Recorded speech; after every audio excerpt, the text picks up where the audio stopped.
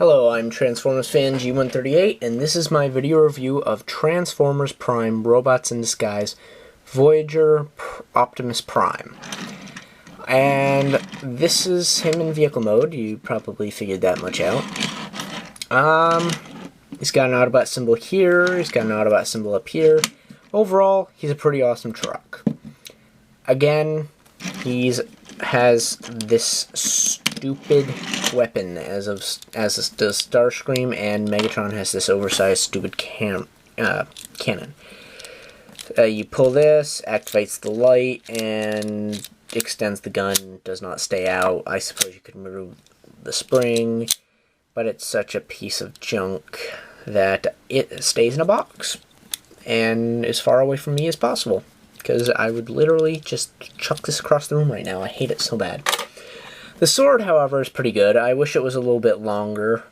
But it is hard plastic versus the flexible stuff, which actually I kind of think is illegal, but it's nice that it's hard plastic, finally.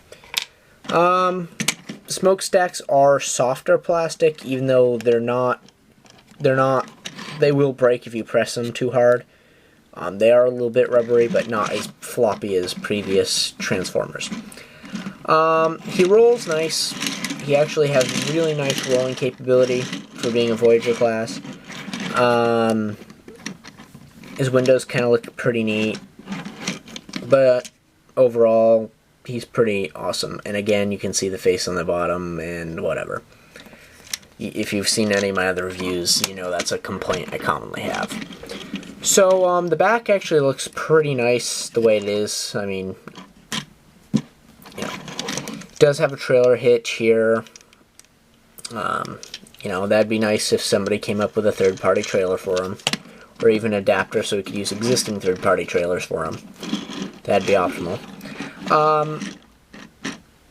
And I'm really sick of Hasbro going with the movie formula, and I reference it as movie formula. It's not really, and I'm probably going to get many angry comments about this, but same as in the movie, he does not have a trailer. I mean, they fixed that in the third movie, but that coupled with Megatron not having a Earth form until, again, the third movie. Third movie is leagues better than the others, too. I do like the 2007 one, hate Revenge of the Fallen. But, yeah. So, I wish he had a trailer, but that would have driven up the cost. So, anyway, all that aside, he's a pretty nice looking truck. He's got headlights here, There's not a lot of room for paint apps on here because there's nothing to paint. I mean, he's got some detailing here, but that's all same colors. So realistically, they did a pretty good job on that. So I'll go ahead and get him in a robot mode and talk about him some more. So here he is in robot mode. And I'll just go over the articulation first this time because it's my least favorite portion of the video reviews. So he's got ball and socket joints on the backs of his feet, so you can get some pretty cool poses out of those, the way that you can angle him. He's got a hinged knee, as well as a swivel here, and a ball and socket joint hip. He's got a hinged hand. That's unfortunately all he can do with it, is a little bit up and down, so it's not super grand. He's got a ball and socket joint here, swivel there, as well as an elbow joint there. A hinge joint there, sorry. And then he does not have a waist swivel, and he does have a ball and socket joint head, which actually looks pretty awesome, the head. So, yeah, now we'll get into the stupid feature that I would like to throw across the room. This thing they call a gimmick. Basically, you put it in his hand or or you peg it into his arm up here. And when you do that, as you bring it around, it lights up his arm. Yeah, I know. It's a really, really, really bad gimmick. Just like the mech tech weapons. I mean, some of them were okay, the mech tech weapons, as far as Shockwave's cannon and... yeah, Shockwave's cannon. That was pretty much the only good mech tech weapon I found. Yep, so... that aside, he's got this awesome sword. And he's got limited posability in his hand to flip it around and use it. So, yeah. You can flip his hand up and use it like this, kind of like it's coming out of his arm, but to me it kind of looks kind of stupid. You can clip it in up here, but then again it does not come out very far. You can do a couple of different things with it. With the pegs, you can clip it on other weapons. You can clip other weapons to it. Apparently you cannot clip other weapons to it.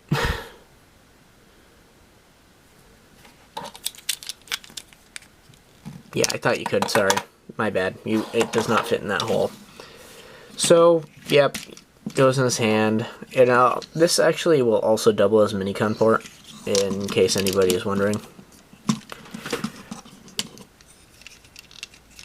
So, that is Optimus Prime robot mode. But another thing I like to do to this guy is take Arcee's way oversized cannon and give it to Prime.